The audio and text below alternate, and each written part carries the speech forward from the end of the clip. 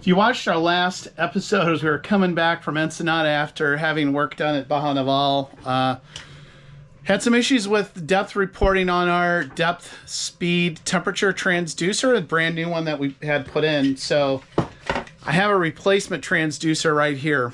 And this project's going to have a little bit of a pucker factor because we have some things that are, I'll say are kind of suboptimal. But first, let's have a look at this transducer. This transducer, you can see it has a screw on top and it has some, rubber bands or gaskets. And then this is the paddle wheel with the depth sender. So I have one of these already installed. It's an Airmar DST810 transducer. So we're going to have to pull the other one out from the bottom. Water's going to come up and it's going to gush through. Hopefully not too much because there is a little bit of a valve there. And I have to put this one in. And normally this isn't like a super high stress. It's always, always a little bit of a clencher here. But this is the issue. You see this little hole right here? Manufacturer wants you to have 11 inches of clearance here on the top. This is what we're working with, is just a little bit of clearance here. So this might be difficult to negotiate pulling the old one out, putting the new one in quickly. So I'll have it on film. We'll film this, and my goal is to not sink the boat today. So we shall see how that goes. Wish me luck. All right, let's have a closer look. I think they've got this wired shut, which isn't going to help my case too much here either. Let's see what we got. Oh, brother. Okay. So I'm gonna put this here. I don't know if we'll have any good light or not.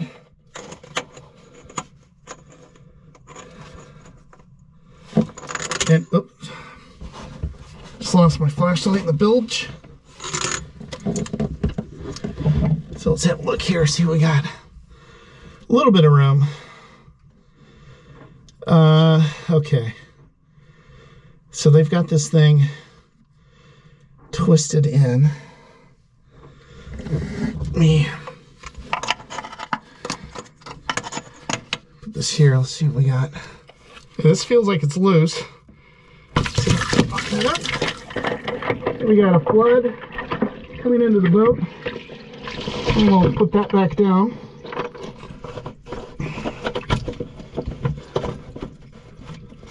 Okay. Let's check to see if it looks like we're trying to keep this sucker centered here. All right. So that's progress. Boat is not sinking yet. It's not very quickly. Transducer's in.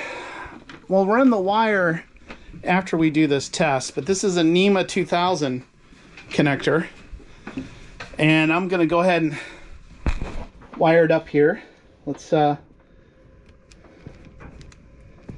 get this connected. Okay, that's connected. So I'll run that more properly. But for right now, this is depth right here. That's what we want to look at. I'm going to turn on the instruments.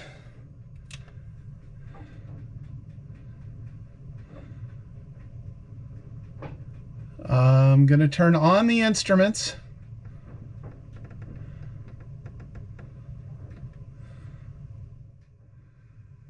Oh my gosh. Oh, that's true wind speed. Nothing for depth. All right, this is super depressing. My wind speed is working. My depth is not working right here. So now the next thing I'm going to do is I'm going to try and connect. There's a Bluetooth app where I can calibrate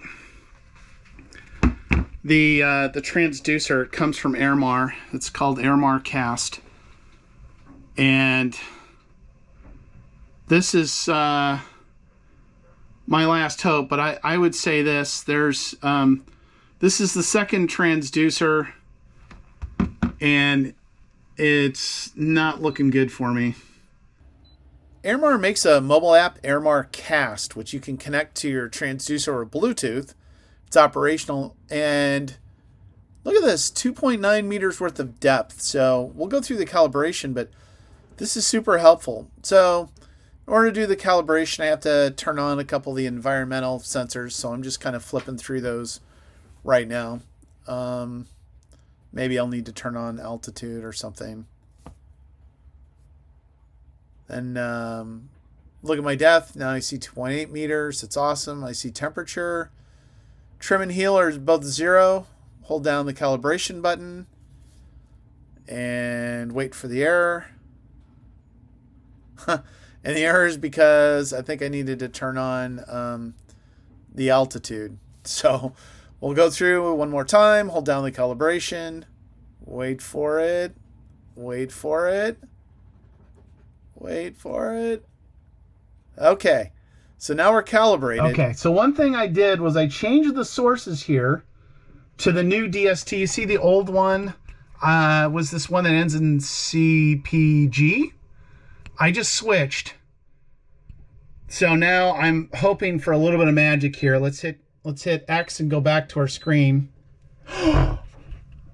Look at that. It works.